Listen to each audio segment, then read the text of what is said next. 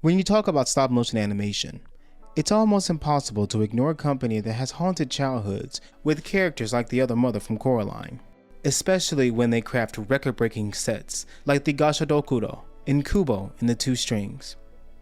I'm Maru, and I'll be your guide as we take a look at the story of Laika. Before there was Laika, there was Vinton Studio. After the cancellation of two of the shows keeping the studio's lights on, one of which being the PJs, the studio fell under hard times. In 2002, the studio was acquired by Phil Knight. In 2005, the studio was rebranded, named after the dog sent into orbit by the Soviet Union. The line of thinking was, big things come from small beginnings. I couldn't find a direct quote for that anywhere other than Reddit, but I feel like that checks out, because they certainly took off. Having come to the conclusion that they need to work on their own feature-length films, the studio decided to pursue two, a CG animated film called Jack and Bean's Animated Adventure, and a stop-motion picture titled Coraline. The CGI division of Laika, a carryover from Vinton Studio, would eventually be dissolved, and the troubled production of JBAA would be shelved, with its characters, models, and concepts appearing in other works like The Secret Life of Bluebirds. This gave the team an opportunity to focus all their attention on Coraline, and boy does it show. Coraline launched in February of 2005. Directed by Henry Selick, the film follows Coraline as she explores the mysteries of her new home. You got a rat pack doing circus tricks, an audience filled with Scottish terriers, a whole world that takes you in circles. It's a madhouse. And the set built for this film ain't no joke either. There are sections of the set that come apart. With a budget of $60 million, I'd definitely say they got their money's worth, especially raking in $75 million at the box office. According to the crew, each character had thousands of pieces just to make hand gestures, and each piece was handcrafted. The film would go on to win several awards, including 3 Annies and one at the BAFTA.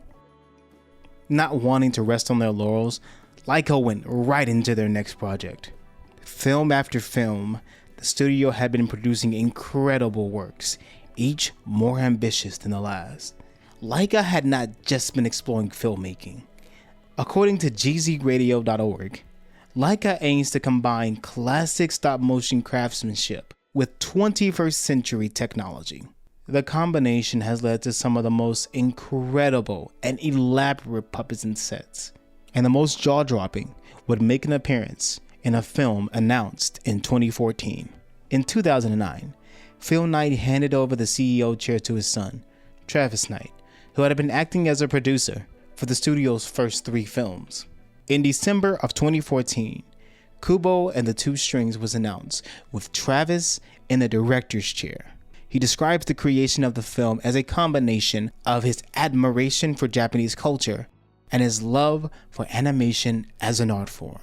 This will explain why so much time and research was put into the production of this samurai epic. One artist cited as a key inspiration is Kiyoshi Saito. The film released in August of 2016, with critics citing its bewitching animation, haunted by centuries of Japanese art.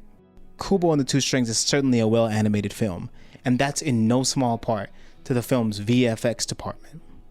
When describing the film's production, one of the things the crew mentioned was the scale at which many of Kubo's enemies had been crafted. The Sea of Eyes, for example, features a few tentacled stalks onlooking as Kubo dives into watery depths. The crew could have made things easy and just scaled everything down in post, but no, they decided that was too easy, so they built a rig to control the creature with a bowling ball. Building up to the release of their next film, Wildwood, Laika has been releasing behind-the-scene footage. Looking at the level of detail that has gone into the production of this film so far, this should be another treat for the eyes.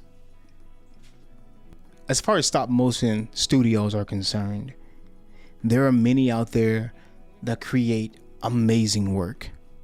Laika just so happens to be one of the ones that continues to inspire me today.